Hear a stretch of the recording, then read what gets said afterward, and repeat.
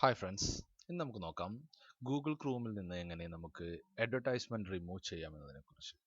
Okay, നമുക്ക് കാണാം ഇവിടെ ഒരു അഡ്വർടൈസ്മെൻറ്റ്, പിന്നെ നമ്മൾ ക്ലിക്ക് ചെയ്യുന്നതിന് മുമ്പേ പോപ്പപ്പ് ചെയ്തു വരുന്ന അഡ്വർടൈസ്മെൻറ്റ്.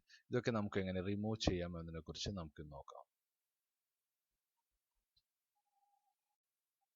ഞാനിവിടെ ഇൻസ്റ്റാൾ ചെയ്യാൻ പോകുന്നത് ഗൂഗിൾ ക്രോമിൻ്റെ തന്നെ ആഡ്-ഓൺസ് ആണ്. ആ ആഡ്-ഓൺസ് ലഭിക്കാനായി നമ്മൾ ഗൂഗിൾ ക്രോമിൻ്റെ വെബ് സ്റ്റോറിലേക്ക് ഡയറക്റ്റ് ചെയ്യേണ്ടതാണ്. അതിനായി വെബ് സ്റ്റോറിൻ്റെ URL ടൈപ്പ് ചെയ്ത് എൻ്റർ പ്രസ് ചെയ്യുക. അതിനുശേഷം നമുക്ക് ക്രോമിൻ്റെ വെബ് സ്റ്റോർ ലഭിക്കുന്നതായിരിക്കും. അവിടെ നമുക്ക് ഇതിൻ്റെ സെർച്ച് ബാറിൽ നമ്മൾ ആഡ് ബ്ലോക്ക് എന്ന് ടൈപ്പ് ചെയ്യുക. ഓക്കെ,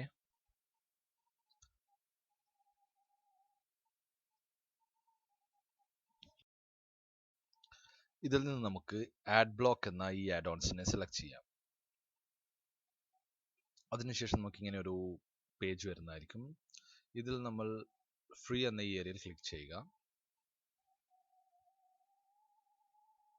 അതിനുശേഷം ആഡ് എന്ന ഈ ബട്ടണിൽ പ്രസ് ചെയ്യുക.